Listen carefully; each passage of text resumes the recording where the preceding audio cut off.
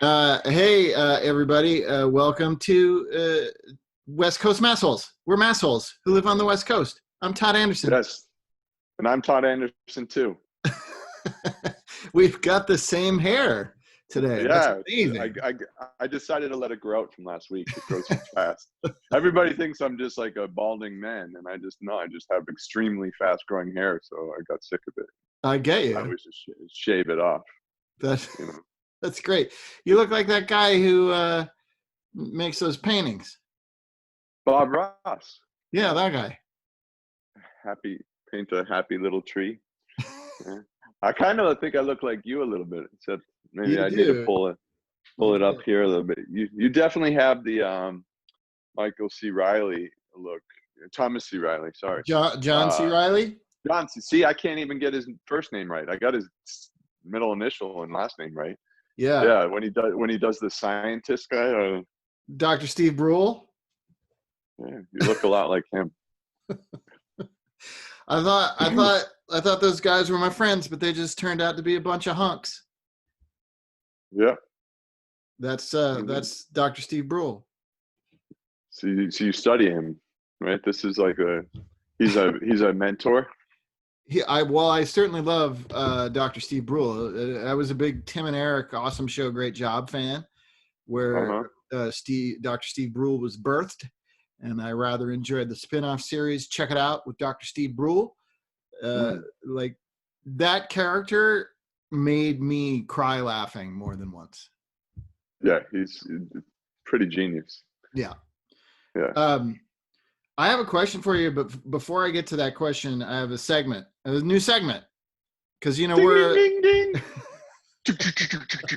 This is the ticker tape. Segment by Todd Robert Anderson. Bing. here's my new segment. It's learn from me and be careful. All right. Here's what I learned, that Learn from me and be careful. you can't make jokes about certain things on social media right now. Number one, you can't be critical of Gavin Newsom, or Gavin Newsom's fans will get very, very mad at you.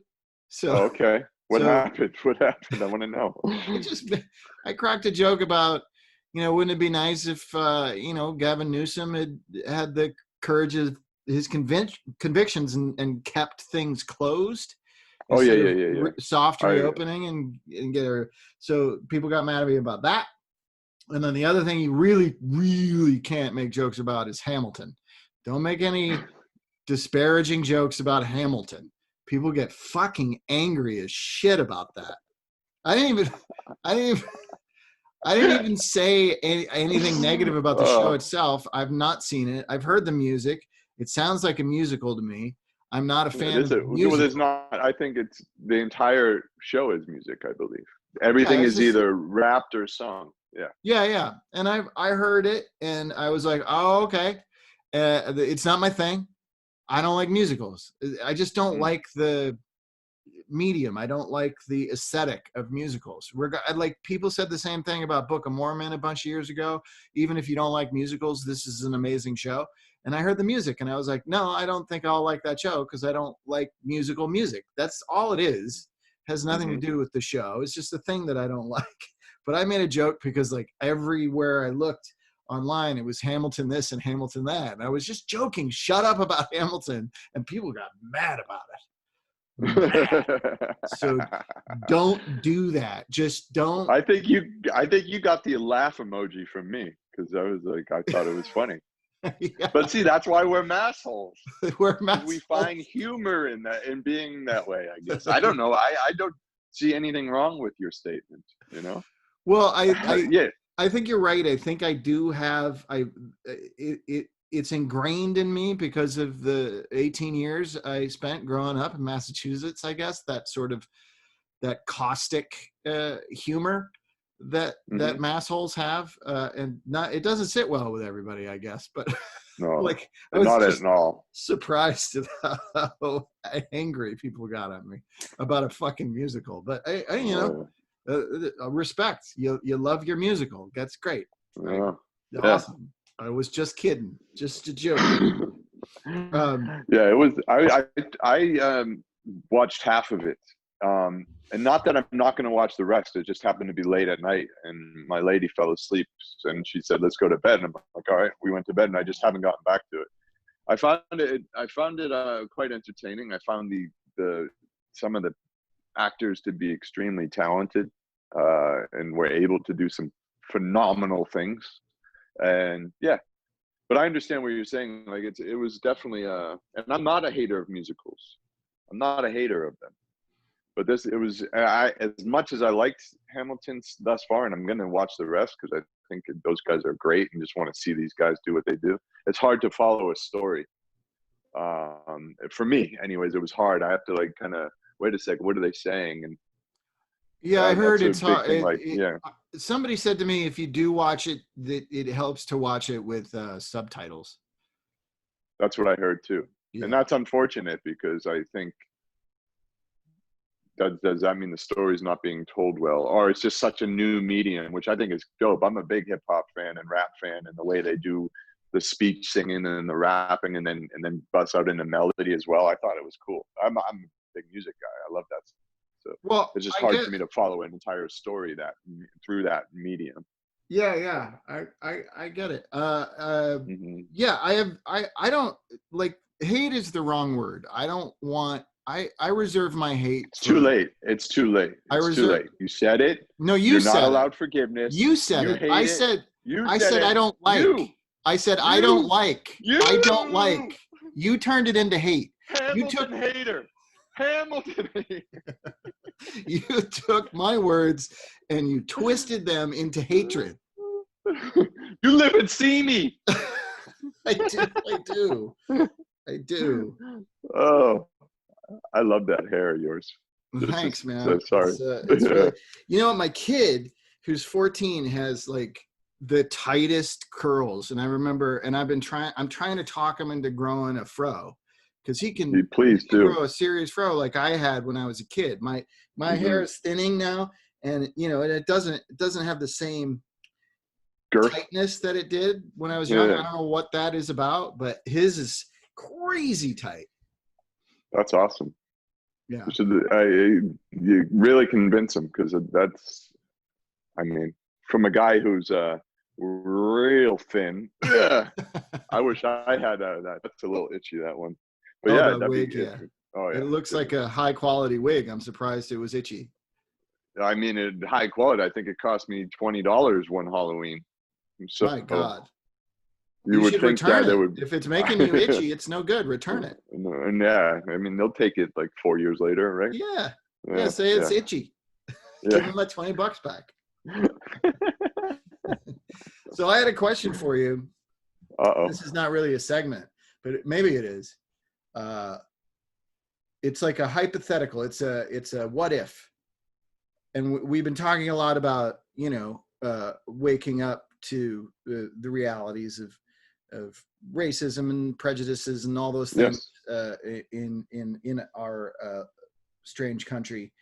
And I was wondering, like, I think about this all the time. Like, if I had stayed in Massachusetts, if I hadn't if I didn't have this ridiculous dream of acting for a living, and I hadn't driven out here to pursue that, if I had stayed in Massachusetts, would I have evolved in the way I have in understanding my own prejudices and racisms and shortcomings or would I still have them and think the way a lot of people do when they have them and they think they don't?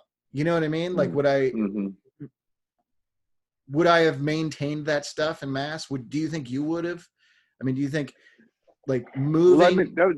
Maybe. Yeah, that's a tough one, though, in many respects, but yeah, I'm sure there would be some aspects, yes. I would be egoic of me to say otherwise, or self-righteous to say otherwise. I think there would be something, because we were affected by our surroundings, right? So you and I come out here, and it's a lot more easygoing, relaxed, and peace, love, and happiness. And sunshine all the time, you know, less blatant overt misery, I think. And then, you know, like, and then working in the entertainment industry around so many different types of people, culture, race, sexual orientation, the whole gamut of people you work with, and everyone working together. So you develop a more worldly view, as weirdly and as arrogant as that may sound. Being an actor, you develop a more worldly view playing make-believe, but in a microcosm you kind of do, because you're working with so many different things. So yeah, you to take all that away and go, okay, well, what if I stayed back there? I mean, I think the real question would be, would I still be fucking alive if I was still back there?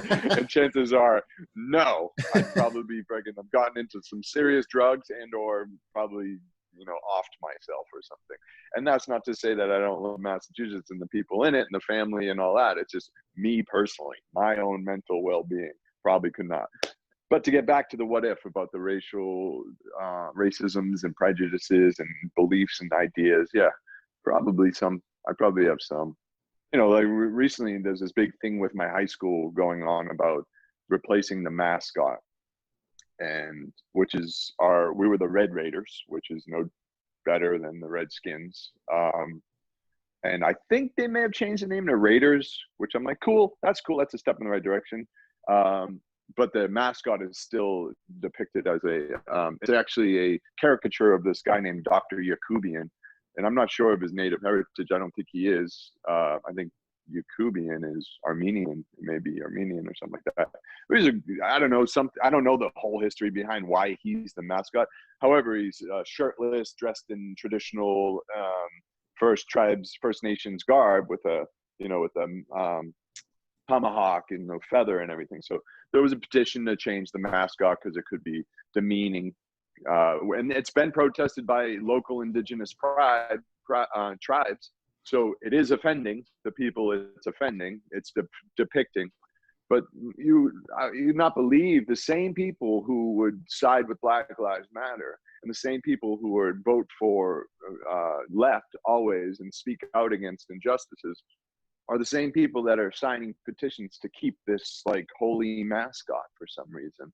And because of the history or whatever, the tradition, and people think history is getting erased because statues are coming down. It's like, it's a fucking statue, you fucking idiot. It's a statue. History's not getting erased.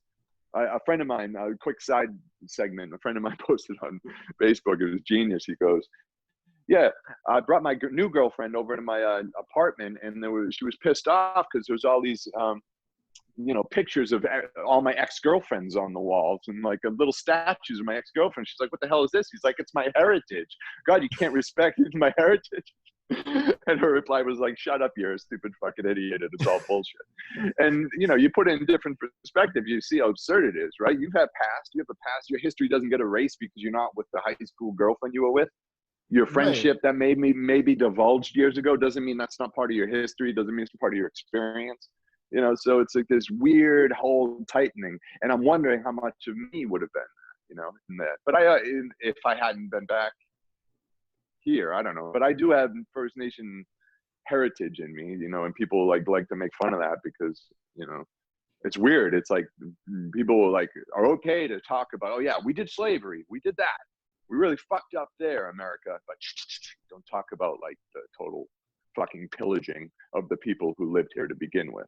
So it's like you're okay, you're comfortable with the current affairs state of racism, but you're not okay with the blatant racism that is displayed on the Native American folks, or I don't know the term that is prescribed, but or that ought to be used, but I should. First Nations, maybe. I think First Nations is the right way to put it, but respectfully so, I'm in your side of it. And I know that wasn't the question, but it was a segue. Kind of went off of your question.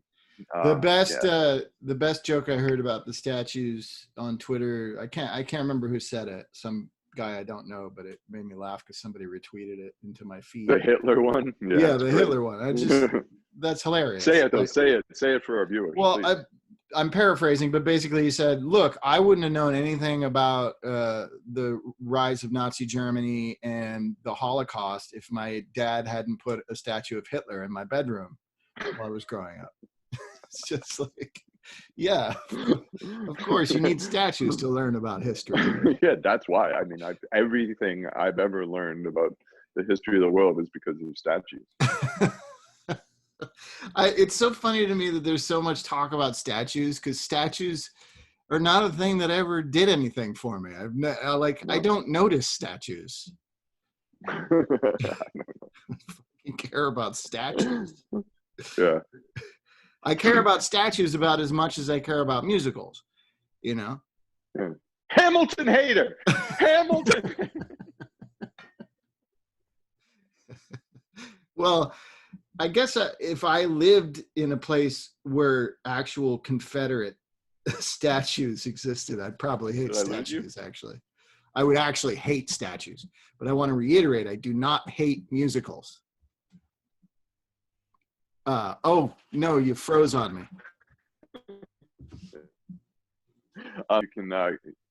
You froze on me. Oh, sorry about that. It's totally me. I'm sure somebody, if there's more than one person on the Wi-Fi in here, it goes totally wonky. Sorry about that. Listen, you're the studio, you're the producer of this Blursh production. You're accountable. You, Hamilton hater, are accountable. That's our time. Oh, that's our time. I know. Fuck you, Nazis. Fuck you, Nazis, you pieces of shit. That's it for Massholes. Fuck you. Go see Hamilton. This has been a Blursh production. Blursh.